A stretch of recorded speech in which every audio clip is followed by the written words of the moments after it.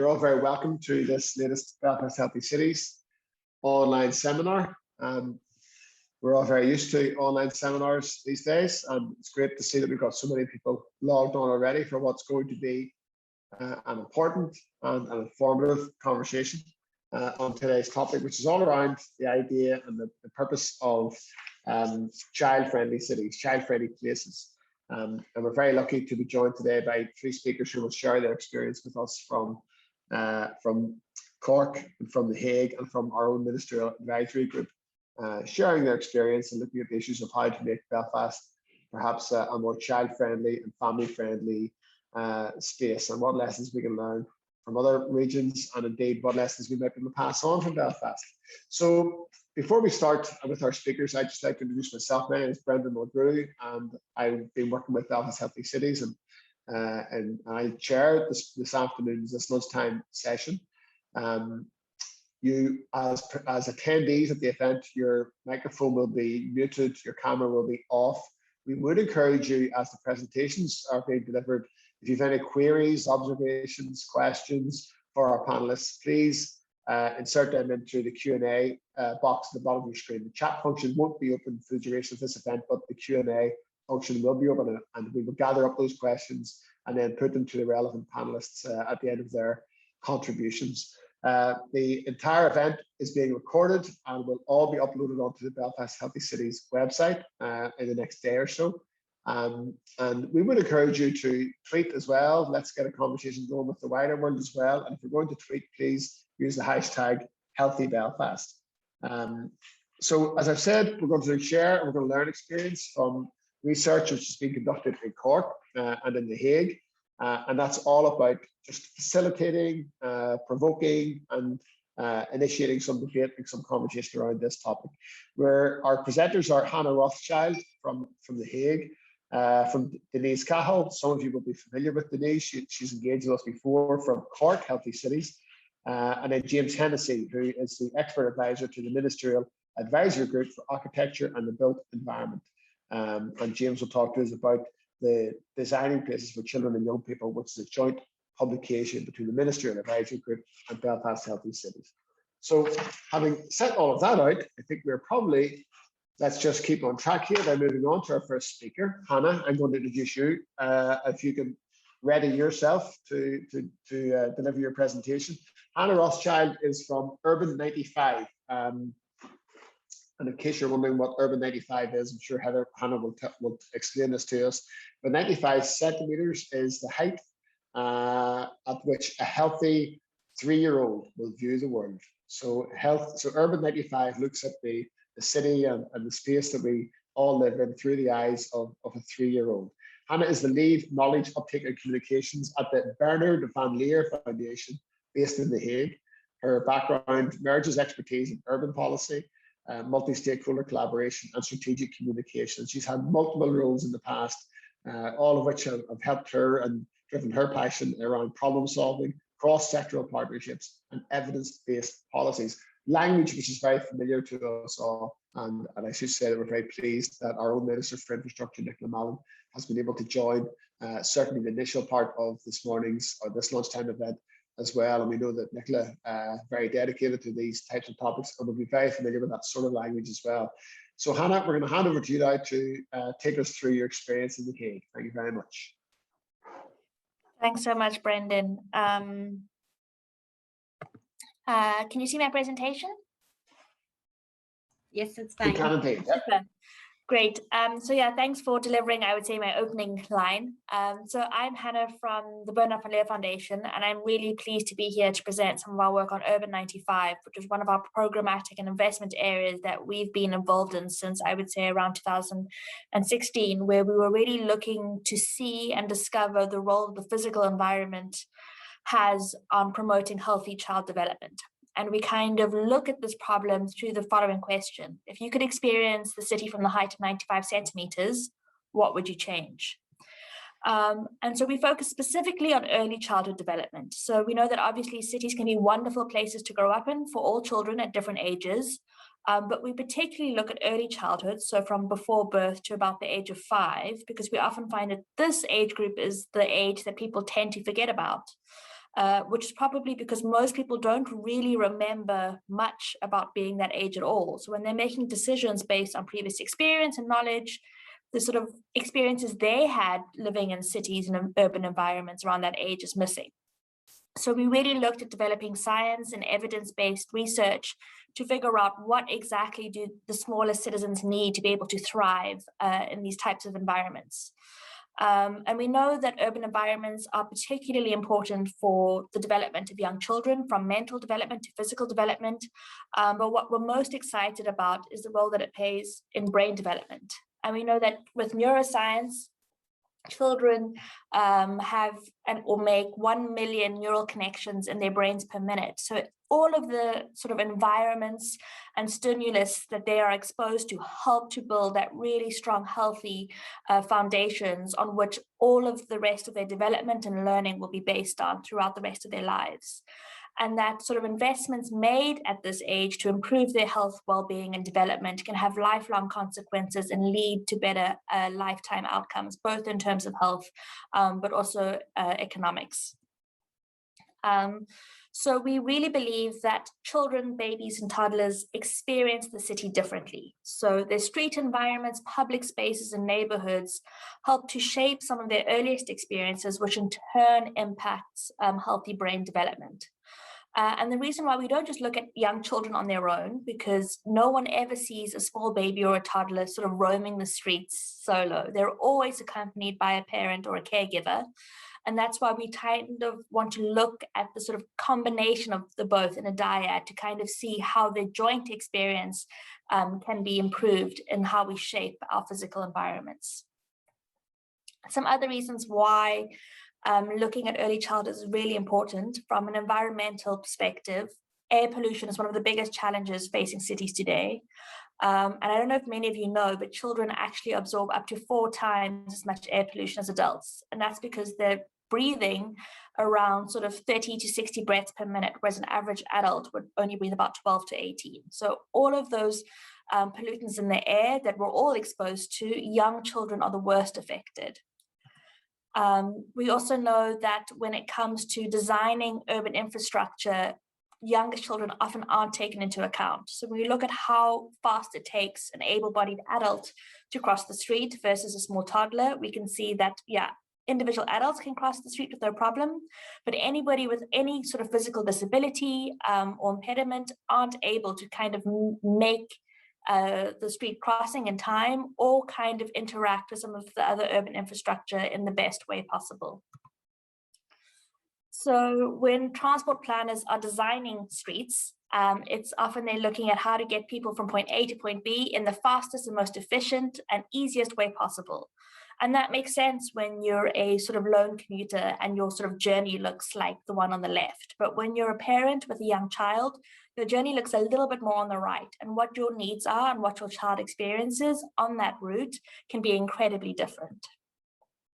We also know that often caregivers are responsible for accessing other parts of the city on a much more regular basis and are sort of subject to what experts are now calling trip chaining. So they're not just going from their home to their place of work, but going from home to parks, to health clinics, to schools, and often they go on a very winded journey that's not always direct, and that often those experiences are really important at building relationships between caregivers and their children. And ultimately, all we want to do when we're building these urban environments is to help foster those connections. So connections between neurons, connections between caregivers and their children, connections between caregivers and other caregivers, and connections between children caregivers and their surrounding space. And so at Urban 95, we kind of want to achieve 2 major objectives. One, we want to look at healthy interactions, and we want to look at healthy environments. So in urban space, we want to be really seeing at how these things, for example, could influence caregiver play. What stimulus, how is the urban space designed to enable spaces where caregivers can bring their children to public spaces and engage in playful activities. We want to create spaces that are calm and relaxing so that parents can have the time to storytell with their children, to sing and to read in spaces outside of their own home. We want to also influence healthy feeding practices. Are there places for caregivers and young children to take a moment to stop and eat something healthy? Or, for example, we've also done some work at creating safe spaces where women feel comfortable to breastfeed in public space. We also want to create spaces that are relaxing, that have access to nature, that really helps to stimulate very calm environments where non-violent approaches to discipline can be enforced. We want to make sure that neighborhoods are accessible to the types of services that caregivers and young children need in terms of health clinics, childcare, and other types of sort of public space interaction and activation that makes sense for small children. And we also know that caregiver mental health is really important. And this is heavily impacted by how stressful our spaces and our cities can be. So areas that are incredibly noisy, that have a lot of pollution, that have a lot of moving vehicles, for example, aren't exactly the spaces that caregivers feel the most relaxed or unable to give the sort of most responsive caregiving when they're trying to move from point A to B with one or more small children. And ultimately, we kind of look at it as the caregiver and the child in a dyad, but looking at it different layers. So how can we influence the spaces around us to make sure that babies and toddlers have the services they need, that the services for caregivers are accessible, that environments are planned with family-friendly planning, and ultimately they're all surrounded in spaces that are healthy from an environmental point of view. And as we move from sort of before birth through to 5 years old, we're looking at different interventions that could really help make this possible. So both in terms of reducing car dominance, we're looking at social interaction, active and walkable streets. And I've heard there's been some great work in Ireland on this topic recently, which we're looking forward to hear more about. We want spaces that are welcoming and inclusive, also from people from different backgrounds. And cultures. We want to create spaces where young children are able to connect and actually play directly with nature, all to kind of bring this together into an environment that is really designed to help small children thrive. So I wanted to just give a quick introduction to some of the work that we've been doing with Urban 95 around the world to get some inspiration on what possibly could be also happening in Irish cities. So we work closely with the following cities from all around the world: in Tel Aviv, in Colombia, Albania, Peru, Brazil, Turkey, Jordan, and India. And these are cities where we work closely with the city administration and other local technical partners to really implement tried and tested initiatives that help to create these sort of child-friendly cities that I've just been speaking about. But Urban 95 as a set of principles can be applied by anybody, and I'll share a little bit more information on how you can get more resources to do it in your city later on. But Urban 95 kind of looks at the following things. We know that many different sort of initiatives can influence child health, child safety, and child development. But we choose to focus on the following just because we see that there's the biggest opportunity for scale, and also ones where we feel it provides a really easy to access entry point for cities to start having these conversations about what child-friendly spaces look like. So we know that we want to address the needs of young children, and we know that children in urban spaces that do have access to close services, to clean air and clean nature, have the best opportunities to do some of that really healthy development. But how do we make sure that those are accessible? We start looking at entry points such as working with public space, working with transport and mobility, and looking at overall neighborhood planning. And when we do our work, we also want to integrate some other aspects that really help to create those sort of cross-sectoral collaborations. So often we work with data-driven decision-making, so collecting data from different city departments and bringing it together to see what is the story it could tell from a young child's perspective. We also look at behavior science because you can create an amazing public space, but if parents aren't using it, you need to figure out, one, how to stimulate that use, or to figure out what sort of behaviors are potentially preventing those types of healthy interactions that we're looking to achieve. And we also do, obviously, workforce development and kind of encourage interagency collaboration to implement some of these issues. So some examples in terms of how we've activated public space. in some of our Open 95 cities. This is an example from Udaipur in India, which was actually a community-based sort of change in sort of street crossing to make them sort of fun, interactive, and playful. So that's an experience as simple as crossing the street is something that really can sort of ignite a child's imagination and make it as a sort of fun activity that you could do with your family. In Istanbul, we've done a range of really interactive and fun sort of playground designs that really sort of think both about the child's development needs, but also about creating spaces where actually caregivers can meet each other and interact and sort of foster those strong community ties. And in Tel Aviv, there was a really great example with concerns around sort of the health and safety regulation of using sand in public play areas. And for a long time, it was considered potentially difficult to manage or potentially dangerous to have sand. But obviously, we know that sand and tactile materials and natural materials are really important for child development and brain stimulation. And so Tel Aviv has kind of tackled their sand problem, and having sand-based play interventions are increasingly popping up around the city.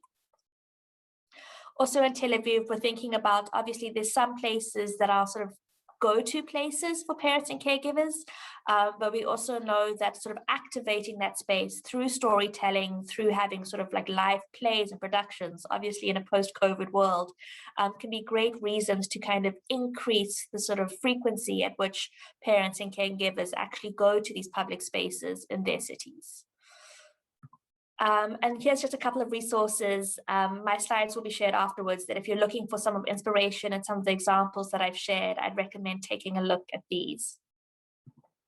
When we talk about mobility, there's also a range of interventions that are really important to make sure that sort of transport and sort of active mobility around the city kind of caters to particularly caregiver needs.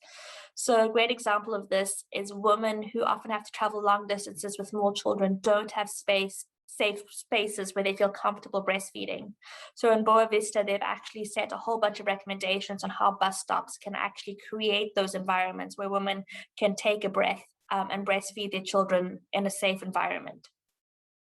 And we're also talking about creating other sort of places for like benching and seating, shaded areas where caregivers do have a space to kind of stop and take a breath before they continue on their journeys, particularly when trip chaining. Another great example is often in low-income areas or informal settlements, the walking routes often aren't necessarily the safest. And in Lima, there was a situation in a neighborhood where mothers weren't walking their children to daycare, which was around, I would say, a 10-minute walk, but rather taking taxis to deliver their children to daycare, which obviously had both financial implications as well as health and safety implications.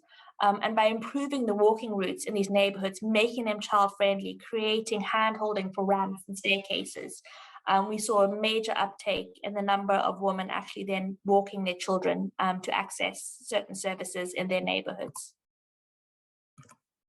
And here's also just a range of examples about how you can design streets for kids, how we can think about walkability from a caregiver's perspective in cities, and also how we can start maybe creating opportunities for caregivers to cycle with their children in public spaces. Another important thing as we reach scale is really thinking about it in terms of scaling and replication, and how we can sort of repeat interventions or create connectivity between interventions across a neighborhood scale. So in Tirana, it's one of the few urban 95 cities that is actually reaching scale by creating 42 neighborhood interventions across the urban scape and seeing how these interventions also interact and connect to each other to create an entire environment where children and caregivers are prioritized. And then obviously in Bogota, we're also thinking about identifying those spaces that are accessible for caregivers and what that then means in terms of encouraging behaviors of caregivers to actually take their children to these environments and not just necessarily leave them abandoned or with a lack of use. And then another resource that came out recently is the Arab Proximity of Care guidelines, which was developed particularly looking at refugee and informal communities, but some of the principles behind the design guide are fundamental and could be technically applied to any urban environment.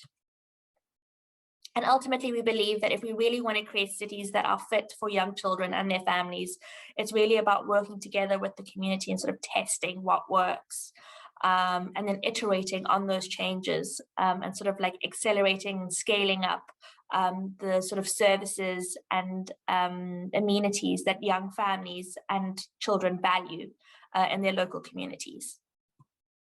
And that at Bernard van Leer Foundation and through our Urban 95 work, we have a range of tools that can help city decision makers, planners, architects, and other professionals take on some of these challenges at different stages, depending on where they're at, to implement some of these interesting interventions and policies and programs. And one question we always get once we've presented Urban 95 is saying, this is great, but how do we convince our decision makers, our leaders, our mayors to prioritize these types of investments? And we can say that actually the mayors that have invested in these types of initiatives often tend to be incredibly popular with their voters and tend to be re-elected regularly, and it creates an entire ecosystem of collaboration within city departments that tend to build on foundations that have long-term successes and outputs. And for those who are interested, we've documented the sort of journeys that these leaders and these sort of cross-sectoral departments have taken in implementing child-friendly cities that other cities can learn from in the future. And so in terms of where to start, I'd recommend taking a look at our earlier Starter Kit website, which can be found at brainbuilding.org, which kind of gives a range of different ideas, both in terms of planning, but also interventions that could help kind of pick out certain activities that could be relevant for your environment and your situation. And with that, I'm finished. So. Thank you so much, Hannah. That's been a fascinating look at some of the experiences across the world, and I'm sure that it'll be very interesting to get the views of our infrastructure minister, especially when you talk about the challenge of leadership and the fact that these mayors and deputy mayors kept getting re-elected. We might ask Nicola to comment on that in a second. I just wonder, Hannah, about the that presentation you've given. You didn't specifically address COVID or the long-term impacts of COVID. And I just wonder if Belfast was to, or other cities or towns in Northern Ireland were to take some of the lessons that you've flagged up there, social distancing becomes a factor, and all of, the way we must think about how we lay out our city streets and our streetscapes probably does now need to take account of COVID and social distancing in the future as well. Is that part of your current thinking? Is that on your agenda? Definitely, and there's been a range of different interventions, both from the Urban 95 perspective, but also in terms of our other work, in terms of supporting caregivers during the pandemic to support young children. And we find that actually public spaces, playful streets, are really important when it comes to creating environments which caregivers and young children can enjoy and still safely distance themselves from others. And I think in the UK, there was a situation where they banned parks, so that young children couldn't access them for a period of time. And I think that was really detrimental to children's mental health, as well as physical development. And I think we need to think about the long-term consequences of our policy actions. That, for example, it was okay to take your dog for a walk, but it wasn't okay to take a walk with your baby, with your stroller, and kind of what that means for child development. So we definitely advocate that obviously there needs to be safe policies in place and there needs to be social distancing, but by creating sort of playful streets or more spaces where people can socially distance, it's really important to kind of keep young children and families active during the pandemic. Okay, brilliant. Thanks a million, Hannah. Minister, we're delighted to have you with us. I know your time is you're under pressure as normal, but I just wonder, have you any observations on what you've just sat through and heard from Hannah about experiences across different cities across the world? Anything which applies to Belfast or lessons to be learned? Yeah, I mean, I found Hannah's presentation hugely informative there and valuable in terms of setting out the tools and the research that's there for us. I think, it's right to reflect on COVID. I think COVID has, through all of its difficulties, made us all take a deep breath. And for the first time, actually opened our eyes to our built and natural environment. So people have, been cognizant of the quality of their home, the accessibility to services, children's accessibility to play spaces and to parks. And so I think for me, the question that we all need to ask ourselves is how can we kind of shape our places for our people and with our people? And I think what Hannah has, demonstrated is that our children and young people are very much excluded from this conversation. And as infrastructure minister, I'm very conscious that the decisions that I take usually involve vast sums of public money, and they shape the infrastructure for decades to come. And I think it's important that young people are involved in that. And so you'll be aware that I'm trying to put in place a youth assembly on infrastructure so that we have young people involved, expressing their views, but participating in the decision making around infrastructure. But I think Hannah's presentation brings forward the reality that young children in particular are very, very much excluded. And so what I've been trying to do as a Minister for Infrastructure is to look to see, can we create safer spaces for our children to play, but also to have active, walkable, safe spaces as well, particularly to and from school. So we now have legislation in place, and we're rolling out a 20 miles per hour speed limit around 103 schools here in Northern Ireland. That's 90 sites.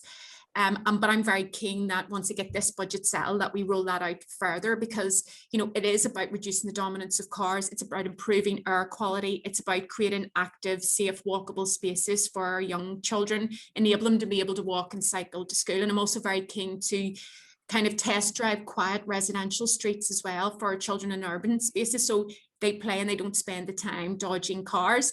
I was really interested in what Hannah was saying about, leadership in this area, because I think one of the challenges is everybody's up for this change, but when you're redesigning and reallocating road space, you meet a lot of resistance in the neighborhoods as well. So I'm going to come back and have a look at some of the tools there to see how you can assist in driving forward that change. But I found the presentation hugely informative, and I'm just sorry that it can't be with you, but I'll be keen to pick up on some of the presentations afterwards as well, Brenton. Okay, look, appreciate that. Minister, thanks very much for joining us. And thanks very much, Hannah, as well. You've given us a lot to think about, Hannah. And if other cities around the world are able to make the changes that are necessary, I know we have issues around the difference between stormont authority versus local government authority. There's obviously a financial challenge too, but surely these are issues that we all agree need to be addressed, and we can begin to make those to address those challenges too, and to look at our cities and our towns through the eyes of children as well as the rest of us. So thank you so much, Hannah. Thank you so much, Nicola, as well, for joining us. And sorry, we did ask people if they could submit questions. So having done that, I'm going to pay attention to that.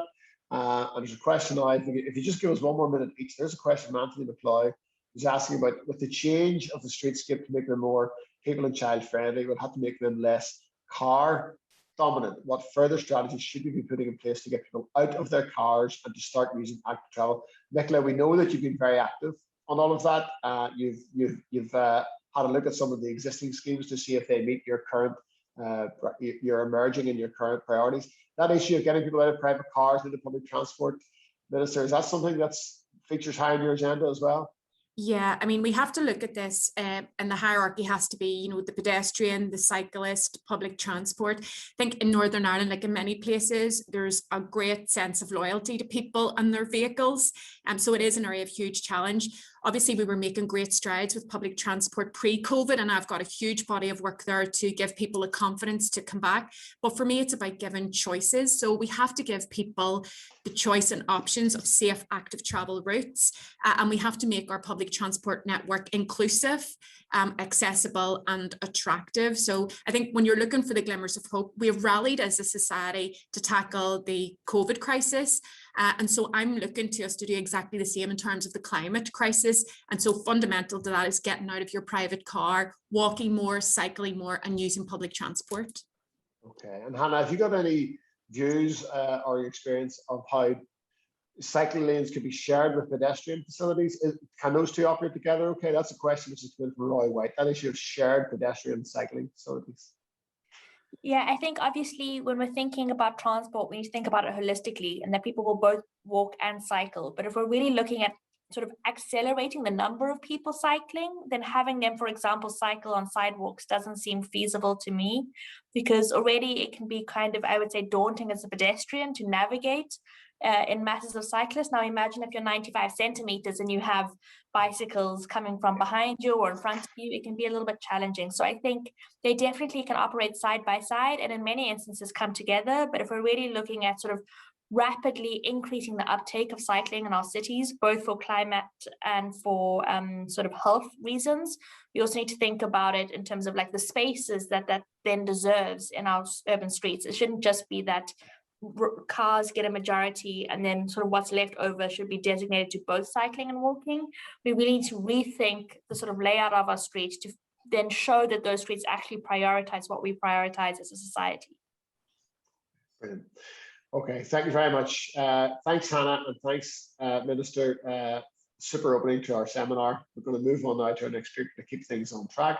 So, Denise, I'm going to be calling on you just a moment if you can prepare to get ready with your presentation. Thanks, Hannah, and thanks, Minister. So we're now going to hear from Denise Cahill. Denise is part of the Cork Healthy Cities project and has been very much involved with Belfast, shared a lot of experience with Belfast. Healthy Cities has been to Belfast on a number of occasions, and I think we find that a lot of the issues which apply and which exist in Cork also apply and exist in Belfast. So Denise is the Healthy Cities coordinator for Cork City, and she's a lecturer in the School of Public Health in University College Cork, and she's bringing to today's seminar her extensive knowledge around and experience of health promotion, well-being, and that commitment to the social determinants of health and a reduction of health inequalities. Very timely, given that we've just today had the publication by our own Department of Health of the update in the Health Inequalities Report, which we probably all get to get our teeth into, which we can do after our seminar. Because at the moment, for now, we're going to hand over to Denise. Thank you very much. Thank you, Brendan. I'm delighted to be here with you all this afternoon, and I'm just going to talk about some work we've done in Cork City around play and playful placemaking in the city. So Cork was successful in an URBACT European funding stream that paired us with 6 other cities and the lead city of Udine in Italy. Udine had a very strong history of play development with a huge commitment to play in their city for all ages. And the model in which URBACT operates is that the cities that join the network then follow the good practice of the lead city. So we were delighted to be a part of this network. It started 2 years ago, and the aim of it really was to promote play at city level as a means to foster social inclusion, healthy lifestyle, sustainability, cultural mediation, placemaking, and economic prosperity, which was a big mouthful when we signed up to it, and we were curious to find out what it was all about. The great experience of URBACT, and I suppose the great thing, the experience that we liked most was that you're allowed as a city to develop your project in the context of your environment and what's going on in your city. So what we did initially is we just held a seminar on play, and we were overwhelmed at the level of interest that there was in this idea of play for everybody. As you can see there from the picture, there was multi stakeholders involved in that original seminar, and the Lord Mayor was very keen to be involved also as a play ambassador for the city. So there was a number of modules that we had to sign up to, and in Udine they have play festivals every year, and I suppose in Cork we wanted to transfer it to the context of what goes on in our city. And we felt, you know, a one-off play day wasn't really, you know, enough. We were keen to incorporate play into all of our festivals in the city. So what we did was develop a proposal around play in all events. So rather than children spending their time at food festivals and Corlin and Oaks and different festivals in the city, lining up to get their face painted, we were keen that the festival would incorporate elements of play, not just for children, for all ages, but particularly, I suppose, for children as well. Prior to our engagement with URBACT, I suppose, and on reflection now, you know, we didn't have a huge culture of outdoor play beyond playgrounds. And I think in Ireland, that's definitely the emphasis when you talk about play in urban planning. Playgrounds is what springs to mind. We didn't have a culture of, I suppose, spontaneous play in public spaces. I think the weather has an impact here in Ireland on our mentality, and certainly in the current climate of this pandemic, I think that's shifting slightly, and the outdoors is obviously something we're embracing a lot more.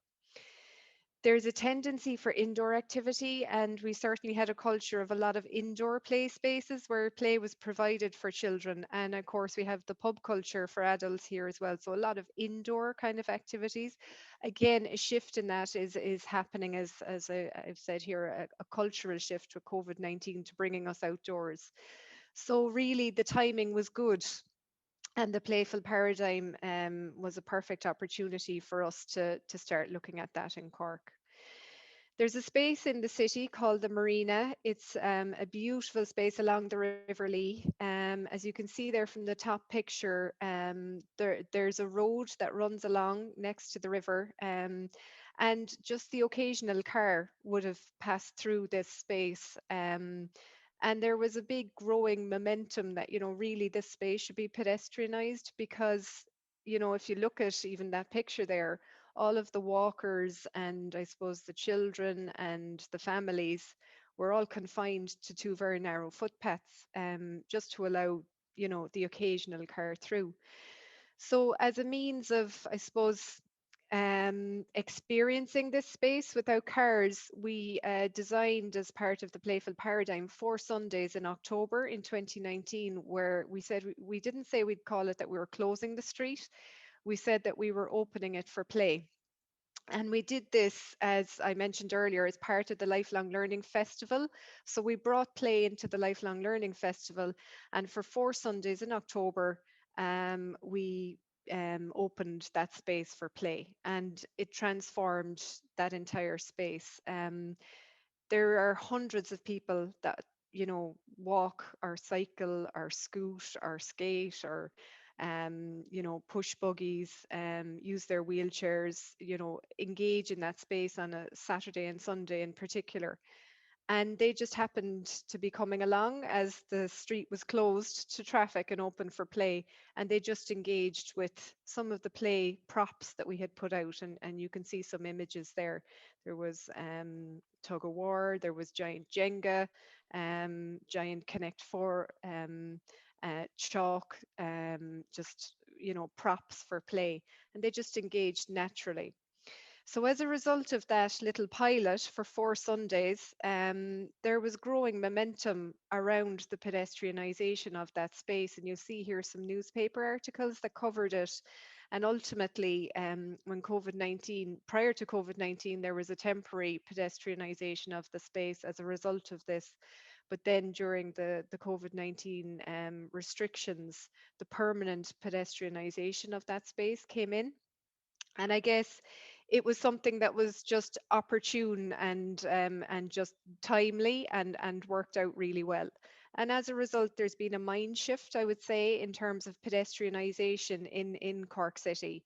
And, people are really reaping the benefits of it and really positive about it.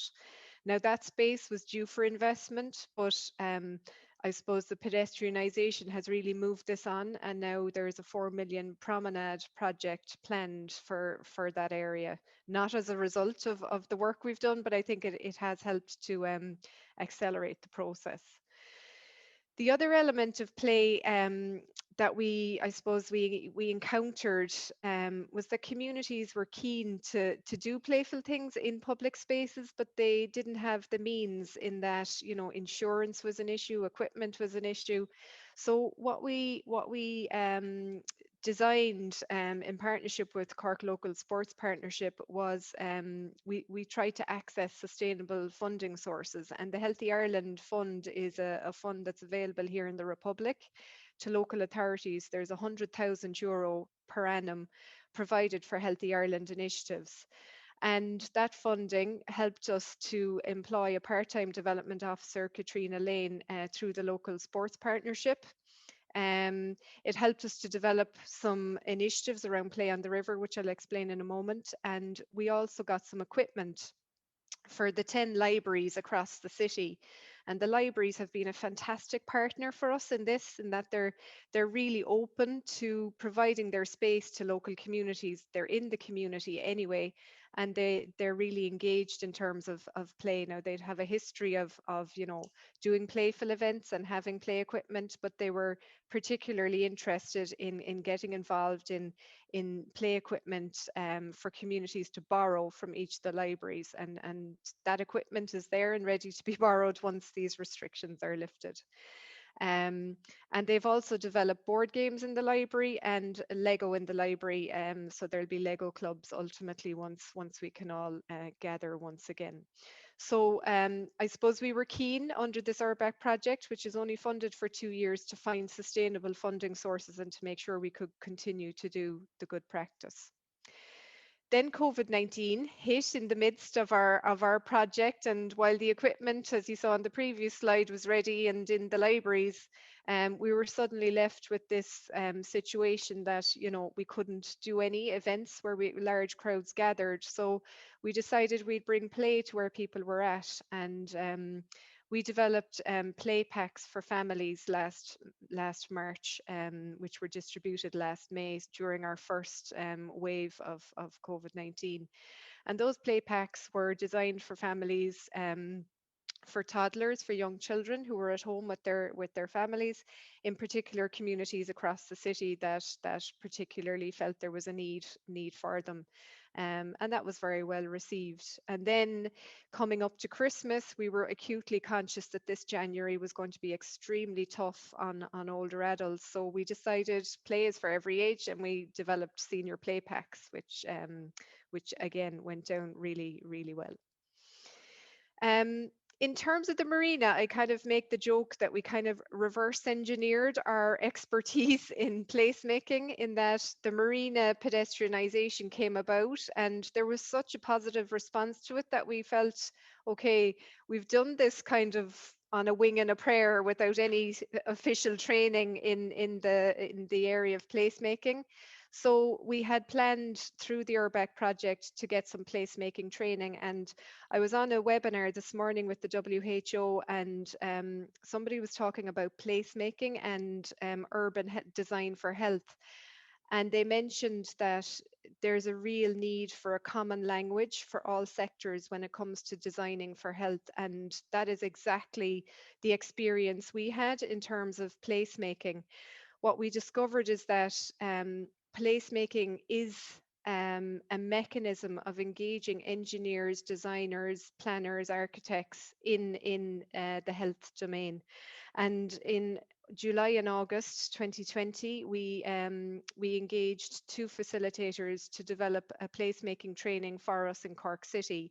And we brought together all of the key stakeholders, the health service, the local authority, the river-based organizations, the communities, I suppose, that are out there doing activities on the river.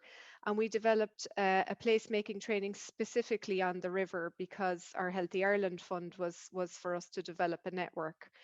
And it was hugely successful. The training was really, really great. It was action-based. It was over 4 weeks. We got inputs from 2 experts, and then we were broken into 4 groups, and we worked at cross-sectoral level with the 4 groups to animate 4 spaces along the River Lee. And we came up with various ideas that we've implemented, such as this, which is a tree trail on the marina. Again, it was in the context of COVID, and we wanted, I suppose, families and individuals to engage with the green space.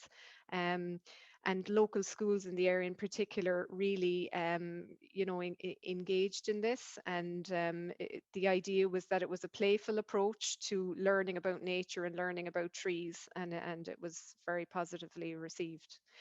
So the placemaking training led to the development of a River Lee placemaking network, and we continue to work, and we've just been invited into the consultation process on the development of a blue infrastructure for Cork, with access to the river being a real challenge, and looking at how everybody can engage on the river as a space for play. The river is actually our largest recreational space in Cork City.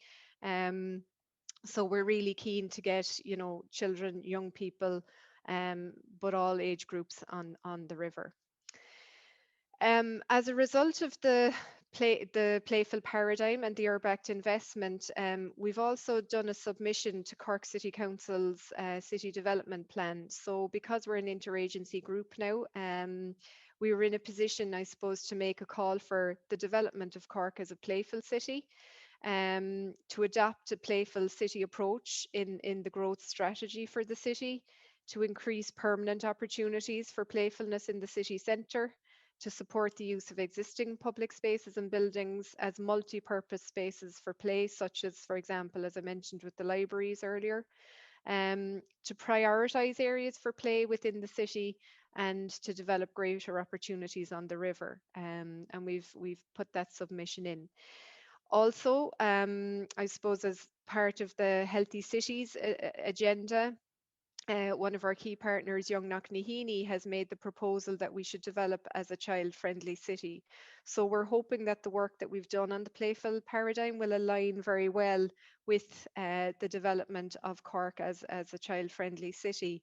We're working with the Glucksman in UCC to engage children in the city development process, and to get their views on how they would like their city to develop. So it's a playful and creative way of engaging children in the city development plan. And then ultimately through the European cities and regions, the Urbact partners across Europe have made a proposal that we develop a playful city model, and playful city, I suppose, designations and awards across Europe as well. So this is just a graphic harvest from the initial discussions on that. So we're hoping, I suppose, to have an impact on policy across Europe as well.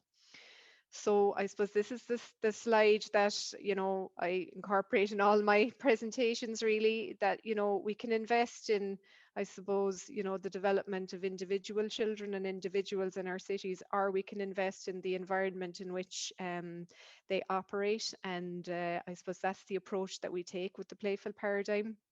It's the approach we're likely to take with the child-friendly cities, and it's certainly the approach that we take for Cork as a healthy city. So thank you very much for the opportunity to present, and I'm happy to take any questions. Thanks very much, Denise. Again, a really insightful presentation, and I really do think the links and the similarities between Belfast and Cork are very strong. Layout of the city, the role that the river could play, and maybe between the two of us, we haven't made enough use of the river, but certainly the Lagan, like the Lagan is coming back into more and more use.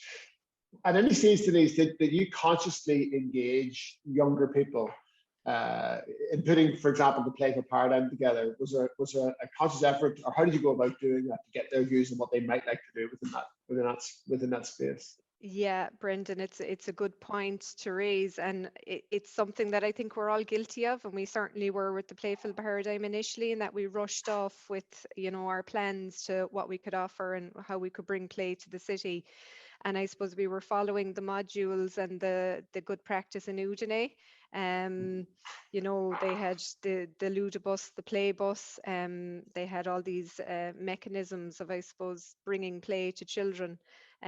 So we learned, we hadn't had children's voices at the initial planning stage. And it was when the city development plan consultation came up that we realized actually we had the mechanism now of engaging children in a playful way in the design of or the development of our city.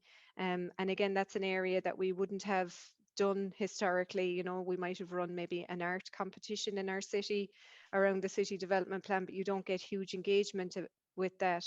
So the Glucksmen, who have huge expertise in engaging with, particularly marginalized schools, but all schools across the city, agreed to work with us on that. And it's been a really positive experience. So we're, again, it's like I was saying earlier, we're reverse engineering. We're coming towards the end of this European project, and we're starting to learn about engaging with children. But that's been really positive because the planners are involved in that process. The students of planning in UCC are involved in that process. So they're learning about how they're going to be doing it, or how they can do it when they go out into the real world.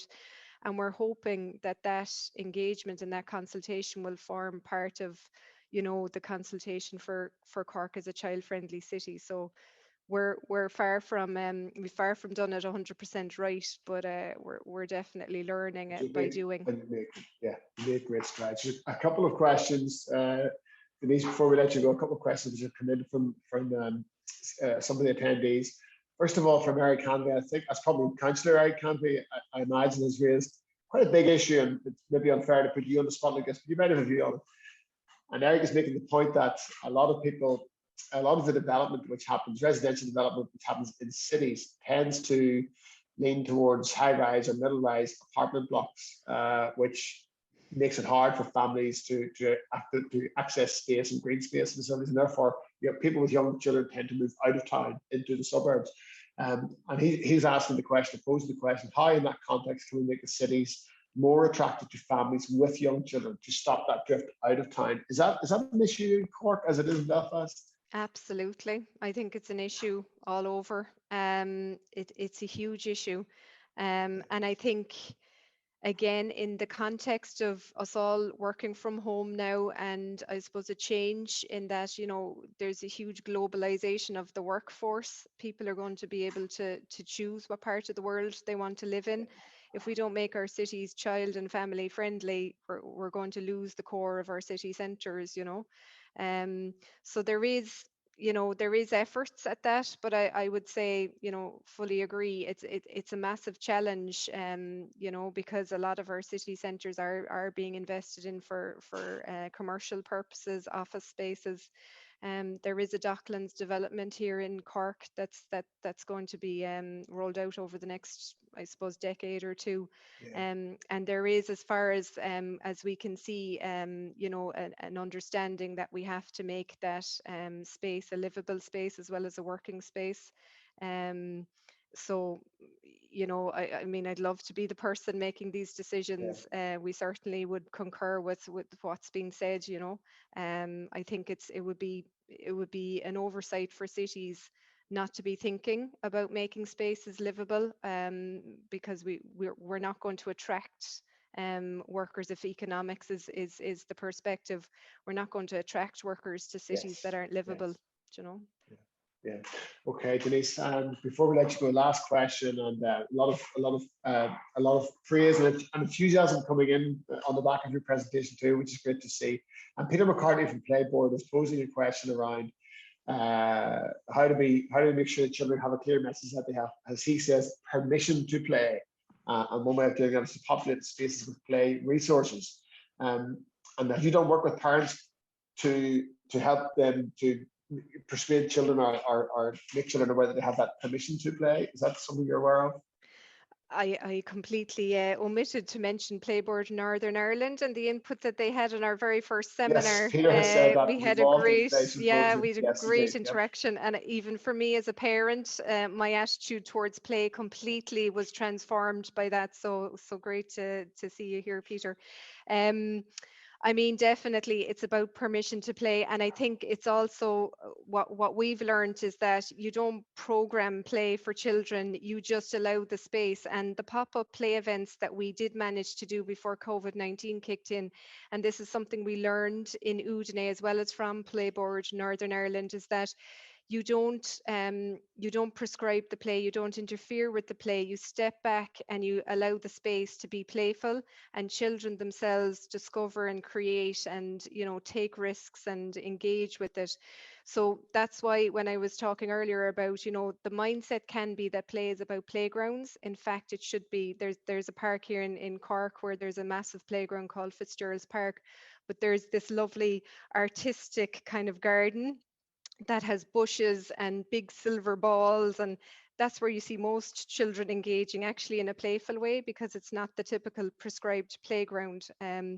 So it's all about making spaces playful, and there's a greenway being developed here in Cork, the Lee to the Sea, and the proposal now is to put playful features along the greenway rather than have a playground where everybody's crammed in together and having to engage with it. That if you spread it out, you're enticing children along and you're allowing them to be as creative as possible. So again, as I say, we started off with a certain mindset around what play is, but it's evolved over the 2 years, and certainly the planners and engineers are evolving with it in terms of how they're viewing play in the city as well, which is fantastic, you know. The lead to the sea. I like the sound of that. Certainly, the greenways that we have invested in Northern Ireland have been a huge success, and with walkers, runners, cyclists especially. You know, they've been called the green lungs within cities, and they're such an important part of facilitating children at all ages when they go about their leisure pursuits and their play as well. Denise, I know you're under a little bit of pressure for time, so we promised to get you away by 1:30. I think we have, yeah, we've made that okay. With Thanks, a minute Brendan. or two to spare. So look, thank you once again, Denise. Thank you so much for bringing us your perspective and sharing your experience with us. Thank you. Bye-bye. Thank you, Denise. So we're going to move on now to James. If you could be ready, James, in just a minute or so, I will introduce you. If you can ready yourself to come in with your presentation. James Hennessy is part of the Ministerial Advisory Group, the My Group for Architecture and Built Environment, and along with Belfast Healthy Cities have produced and is today going to launch the Designing Places for Children and Young People. James is an urban designer and is a landscape architect based in Belfast, the Paul Hogarth Company, where he leads placemaking and regeneration projects across the island of Ireland and in Scotland, with a particular emphasis on collaborative methodologies. So that idea of collaboration and working in partnership, which we've heard throughout the presentations today, I imagine is going to feature in the next session as well. As we've said, James is an advisor to the My Group and a guest tutor and a PhD researcher at Queen's University of Belfast. So I think we're in good hands, James. Over to you. Thank you. Thank you very much, Brendan, and hello everyone. It's lovely to get to this stage where we're able to launch this guidelines document with Belfast Healthy Cities. But I'm also very privileged to follow the speakers that we've had before, because they've done a fantastic job in showing the breadth and depth of research and activity around this subject. This document is the second in a series from Belfast Healthy Cities. And you may be aware of, in 2019, there was a guidance document, Engaging Children and Young People, that was launched in December there. And I would very much encourage you to look at that. But this then led to a discussion around the need to highlight best practice in relation to planning and urban design and placemaking with children and young people in mind. It's not an exhaustive document, and as we've discovered today, it's a huge subject. But what this aims to do is to signpost good practice and key principles that will inform policymakers, planners, developers, designers, and everyone that's involved in shaping our environment. And in producing the document, and this is the document that you see before you, and this will be distributed to everyone in the coming days. We'd like to thank the input of various bodies and groups into this process, including the Department for Infrastructure. It was great to have the Minister on there earlier, Department for Education, the Northern Ireland Commissioner for Children and Young People, Belfast City Council, Eastside Partnership, and indeed Denise at Cork Healthy Cities as well. But this is very much for everyone. Making places child-friendly, as we've demonstrated, is not just a planning exercise. It's not just something you can design. We all need to be involved in that. So this needs to really speak to everyone. I'm very fortunate in my line of work to have had the opportunities to engage with children and young people about their places. And I believe very passionately that they have a great deal of expertise that we as adults and so-called professionals can learn from. And here's a little extract from a question put to Aoife, aged 9, about why is it important to make cities child-friendly? And look at what she says. She identifies the fact that it's a priority.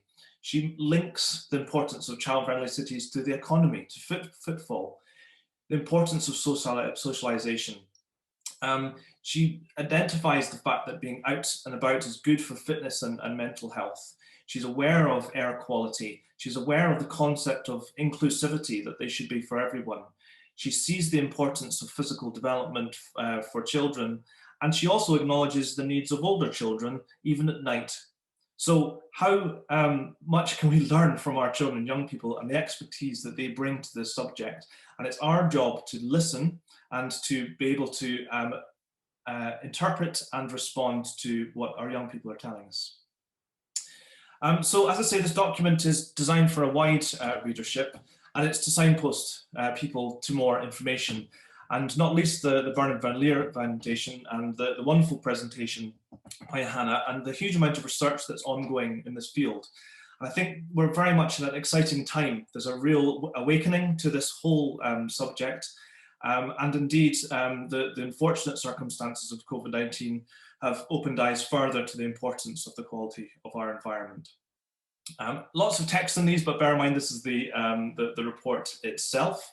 But as I say, there's a bibliography at the end of this document, and we would very much encourage you to go and explore a number of the documents which are added to our shelves, including, which was mentioned there, Tim Gill's book, The Urban Playground, How Child-Friendly Planning and Design Can Save Lives. So in a short space of years, there's a growing body of evidence and research which is very practical and needs to be implemented. But I don't know about you, but the words of the Minister remain in my ears about that everyone's up for the change, but then you meet resistance when it comes to delivering that. And that's very important. A lot of this stuff is almost common sense, isn't it? But actually it's very different to being able to deliver and realise that on the ground. An important point of reference for this document is the Children and Young People's Strategy, which was recently updated. And there is a policy framework there in place already for a lot of this work to hang to. So we're encouraging government and decision makers to use those existing strategies and policies rather than necessarily having to call for a new piece of legislation within which this needs to operate. For example, the programme for government and the community plan outcomes of each of the local authorities have plenty of references directly regarding to the provision of children, but indirectly a huge amount within that. We're also at a really important time in that the local development plans are being prepared by every local authority in Northern Ireland. So there's a great opportunity to integrate principles of child-friendly places into those documents to provide that policy framework for action. So we've got no excuses. I think it's very important as well that we don't generalise children. And Hannah covered this in her presentation, although their research has focused understandably so at the younger age group. We were very keen to think about the legal definition of a child, which is from 0 to 18. And as designers, we shouldn't generalize. We need to understand the needs of those different age groups and the implications that has for the design of our public realm and the environment. And I think we've let older children down. I think teenagers are underprovided for. We struggle to provide spaces and places for them to spend time to socialize. And there's certainly a need for more action in that regard. You're also familiar with a number of concepts, and this idea of independent mobility and of walkability and indeed cyclability, and the 15-minute city has become more common in parlance in the past year. But there's some very basic principles of planning, which again, we all assign to, but actually it's very difficult to deliver, to provide good infrastructure for walking and cycling. And that's very important for children who may rely on the permission of their parents to travel independently, and where, of course, safety is understandably an important concern.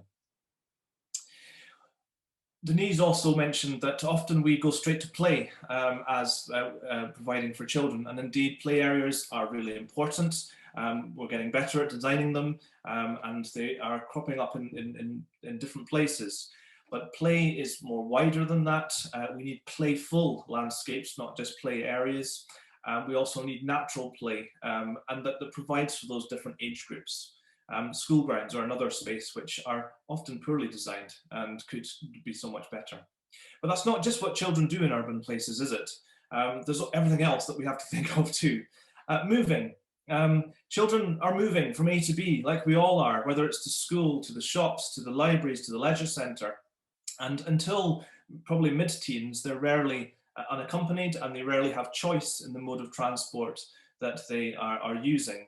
So we need an infrastructure which is accessible for children and young people, and that offers alternatives to driving and other means which aren't open to children themselves. And again, Minister Mallon's words were greatly received on that.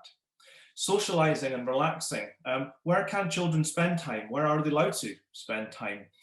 Do they have permission to sit on a bench in a park in the evening? Or will they get moved on? Is that antisocial behaviour? Is that loitering? So we really need to look at how we manage our public spaces as well. Learning and visiting. The environment can be part of our growth and part of children's growth, and learning and knowledge about place and about nature, not just locals, but also visitors as well. And then consuming. Children getting dragged around the shops. What is there for them? Is there a place to play? Are there places to sit? And how are we providing for children in that regard? So a whole series of design principles are in this document as well. Again, learning very much from the existing research that's out there, and pointing to further information. And some of the key considerations are, of course, safety. We need to have safe places for children. And really the staggering statistics around road accidents and fatalities. And it's wonderful to hear that traffic speeds are being looked at in Northern Ireland, and that's a very important element within that as well. But also sometimes play can be too safe, and we have so many regulations to wrap children in bubble wrap and to prevent them having the opportunity to take appropriate risks. So that's important as well. Security. Are places safe, and do parents perceive those places to be safe for their children? And there are a lot of placemaking principles which influence perceptions of safety and security. Shelter. We're not very good at designing sheltered spaces outdoors in Northern Ireland. Why not? That's certainly something that is possible, but also there are plenty of design cues for making places more comfortable and more sheltered. Space. Children run, they skip, they don't walk. So we have to provide space for children, and that's very important. And sometimes there's a tendency to clutter spaces, public spaces. We need open spaces for them to be as well. Sociability and independence, enabling them to engage with the wider community and stimulation. We also look at inclusivity.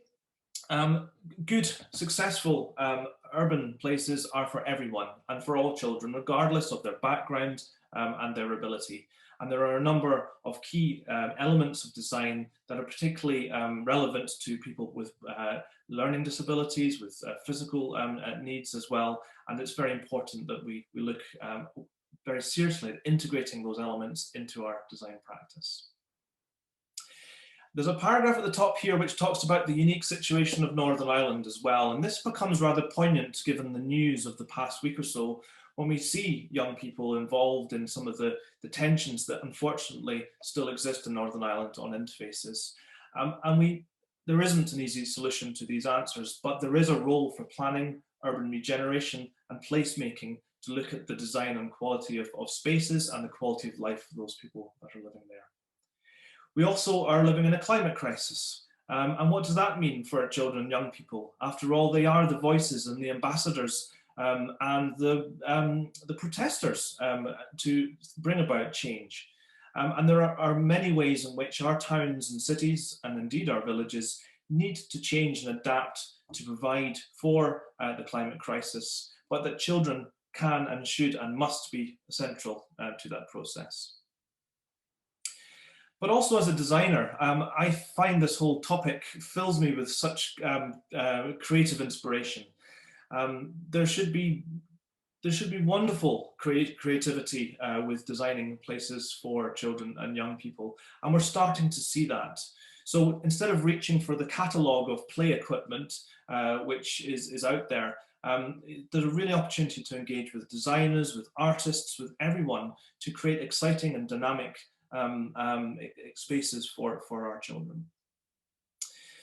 The document then goes into looking at when and where interventions can take place. And again, it's not just about, for example, putting a piece of play equipment. It should be considered at all stages of design and construction, and that's the RIBA work stages, but also all scales, right from the regional planning, right through to the detailed design of small elements, and indeed the stewardship, how we look after and care for the places that we create.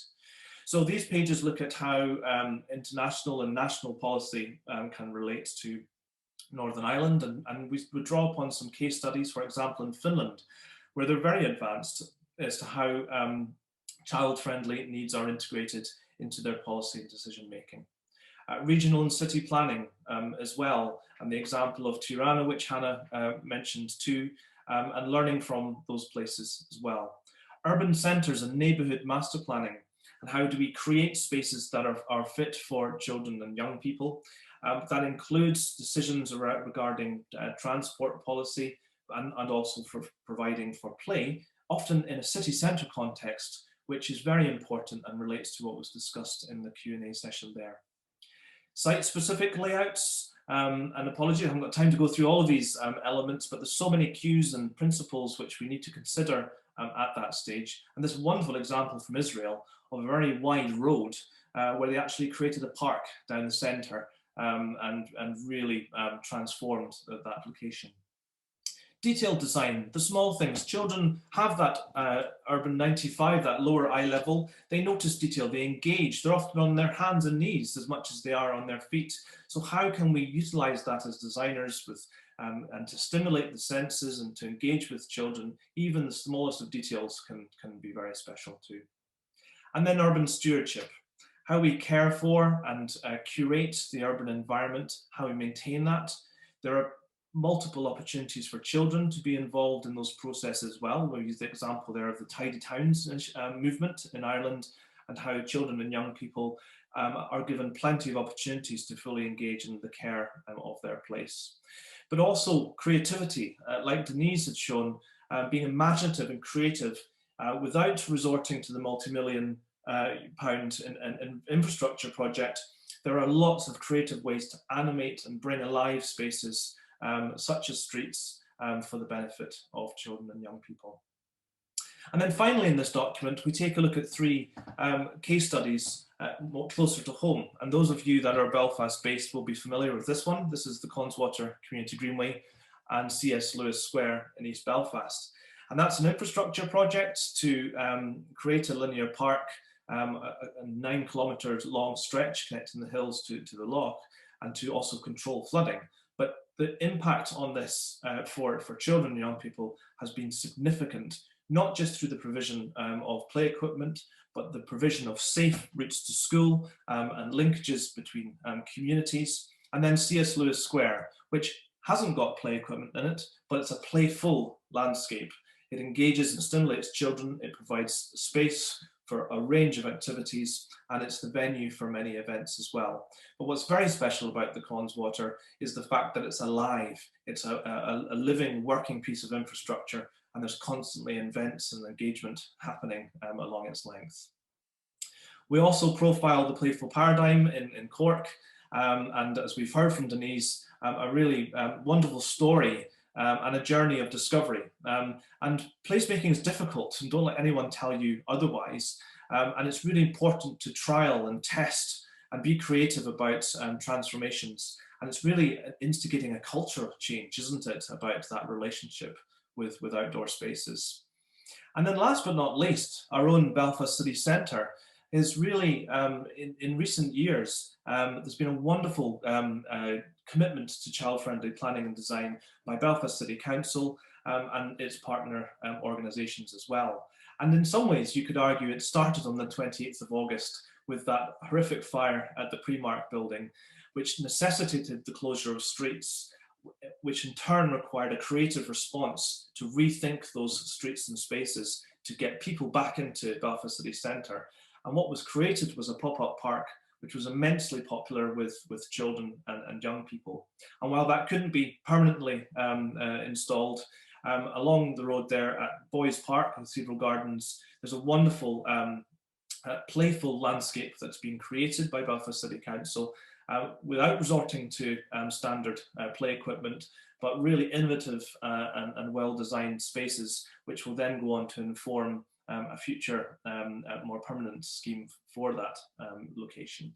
And then also a very fascinating and award-winning strategy that Arup put together with Belfast City Council to think strategically about how we can provide better quality places for our children and young people.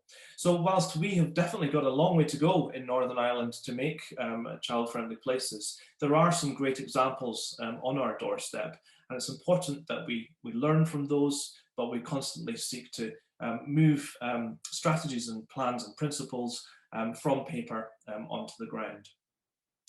As I say, there's a bibliography at the end of the document, and we would encourage people to explore and to avail of all of that wonderful research that's out there and to make connections. And there's a lot happening. There's new things coming out every time, so there's plenty of resources available. And for the Ministerial Advisory Group, we look forward to working with Belfast Healthy Cities, but also many of the other organisations to look at how we can then turn policies and recommendations into action, and really to bring about an improved process of placemaking here in Northern Ireland. Thank you, James. Thank you very much, James. It's heartening when you're going through a presentation like yours, when you are able to refer to examples in our own city, such as Boys Park or C.S. Lewis Square. And, you know, how more appropriately could a square be named than C.S. Lewis Square, but it invites so much creativity and imagination. And as you said, it's a living space.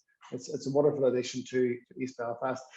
On a very practical level, James, now that the reports, in conjunction with Belfast Healthy Cities, the Ministerial Advisory Group has produced the report, what happens next in terms of policy shaping? Do you engage with various departments and ministers now to try and promote the content of the report, or what practically happens now? Yeah, absolutely. And there's been a very warm reception to the whole idea of guidance in Northern Ireland on this subject, and there is a genuine appetite and enthusiasm. That's great, but the hard work starts now in changing the way we do things. So certainly there's been some very positive discussions that both the Ministerial Advisory Group and Belfast Healthy Cities are keen to pursue with local authorities, with planning departments, but also finding ways that we can make practical difference rather than waiting for policy changes or waiting for the multi-million-pound investment. So I would encourage anyone that's involved and here today who wants to be part of this to get in touch and to see what we can do. Okay, fantastic, James. A couple of comments have come in, people who are looking for copies of the report. So yes, Anthony will be sending copies out to everybody. And Emma wants to know if she can watch the presentation back because she couldn't get connected until 30. Yes, indeed, Emma, the entire seminar will be uploaded onto the Belfast Healthy Cities website. And James, it might be that maybe it's the sunshine, or maybe it's the fact that this week, you know, children's sport has been allowed to resume in a limited way with up to 15 people. I've seen some wonderful images online and on our media of kids going back to playing soccer and playing Gaelic and running about. And I think running through it, the three presentations we've had today, there's been that feeling that, you know, we do need to accommodate the needs of our young people, and there's so much. It's so important that we do get that right. I mean, as we come out of COVID, hopefully. Are you optimistic that we can make the changes that need to be made so that we can truly nurture our children in Belfast and throughout Northern Ireland? Yeah, I think I have to be fairly optimistic in my world, because you're trying to persuade others to bring about changes. But I don't know about you, but certainly sensing a bit of a culture change and a bit of a recognition of more of the importance of our urban environment. Also, there's a growing body of evidence to explain why, from a health perspective, this is very important. But also, by making places more child-friendly, you're making them work for everyone. This isn't just a kind of exclusive, specialized area of planning. This is fundamental to all of planning and urban design. So in that context, I am hopeful, but not naive, that we do have major challenges, and we have to not preach to the converted. We have to make sure that people understand why this is a very hugely important topic. Well, I think that I think your first slide had a paragraph from Aoife, age 9, who linked the economy with footfall, with rebuilding our cities, as well as child-friendly spaces. So I think for a 9-year-old, she was very prescient and very forward-looking. James, thank you very much. It's been a terrific presentation. And thanks indeed to all of our to the 3 presenters this morning. I'm going to ask Joan Devlin, now the Chief Executive of Belfast Healthy Cities, to come in and just to offer some closing observations. Joan, if you're ready to, yes, actually you're online now. Thanks, Joan. Yeah.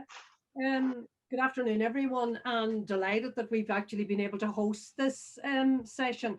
Some of you will know we've been working on child-friendly places now for probably around 10 years, and it's great to see the increased collaboration and particularly the support from the Minister and the way in which City Council now are embracing the concept. One of the resources that we did produce, and for those of you who are maybe not familiar with it, it's well worth looking it up. It's online or on our website, and it's called Healthy Places, Healthy Children. And it was produced largely for teachers, but also for after-school clubs. In terms of engaging children in their local environment. And actually a lot of very small projects proposed by the children have actually been funded by DFC and Urban Villages and others. And St. Kevin's Playground on the Falls Road is one of the school environments that actually significantly benefited from this. But it was lovely to hear from the 3 speakers. Hannah from Urban 25, the focus very much on healthy interaction and healthy environments. And they focus too on the different interventions for different children. And some of the examples, Hannah, that you give are actually Healthy Cities as well in the European network. And I particularly like the emphasis as well as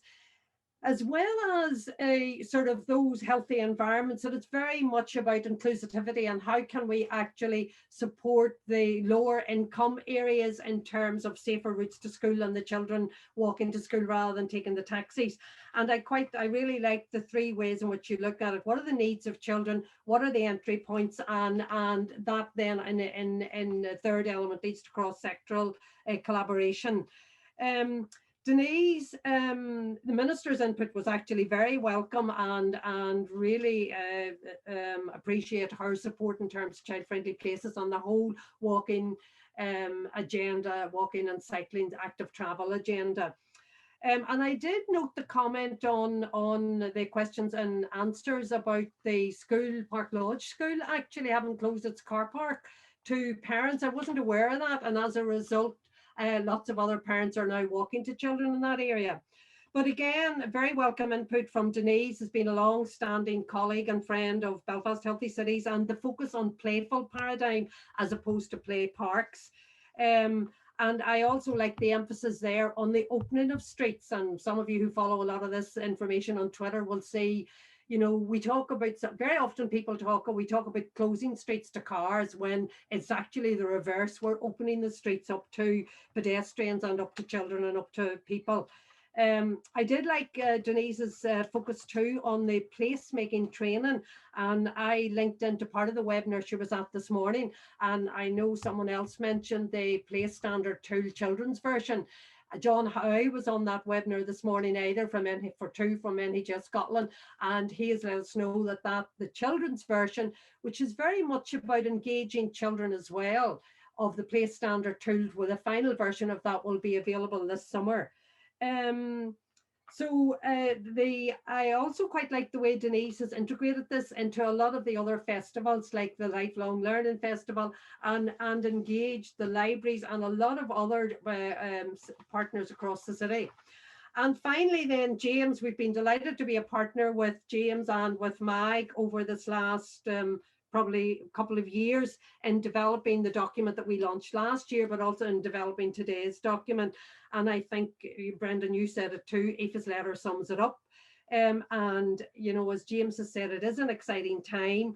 It's an agenda that applies to a wide range of departments. We can see the increased support for the concept of child-friendly places or child-friendly cities.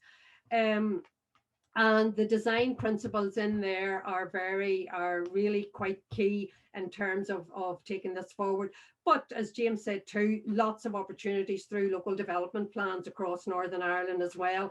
And that integration of skill and of different sectors, designers, artists, it can, as James said, create or design very creative spaces.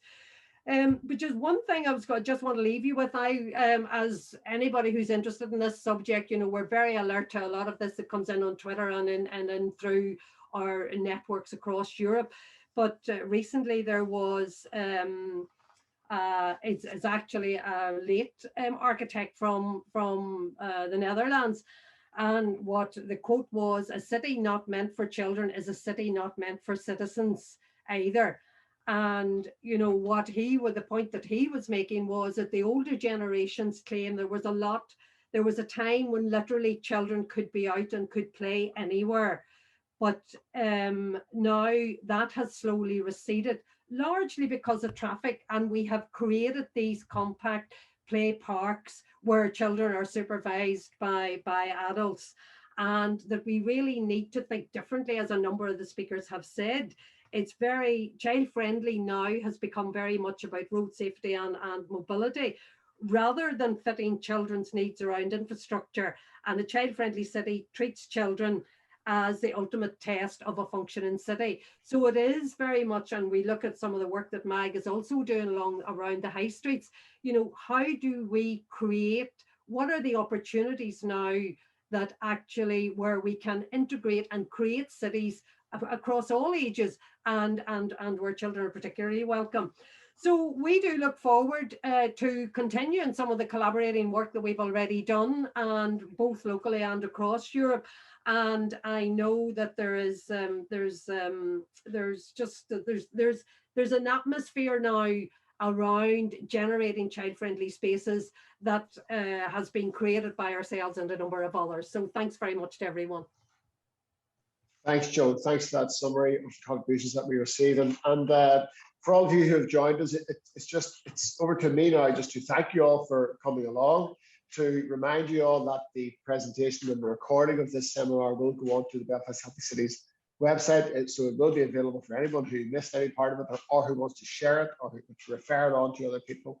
We would also ask you to look out for the evaluation that you should receive by email on Friday. It will only take you 2 minutes to complete the evaluation, send it back into us. It's very important for us as we plan future events. And thanks for all of the feedback on the Q&A function on today's seminar. Very positive feedback and very positive comments and thank yous for all of our presenters.